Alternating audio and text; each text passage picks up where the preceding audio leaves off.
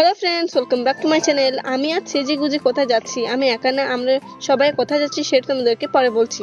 আমরা এখন দাঁড়িয়ে আছি টোটোর অপেক্ষায়। আসলে আমরা এতজন লোক, তাই আমাদের একটা টোটোতে হবে না, সেই জন্য আমাদেরকে দুটো করতে হলো।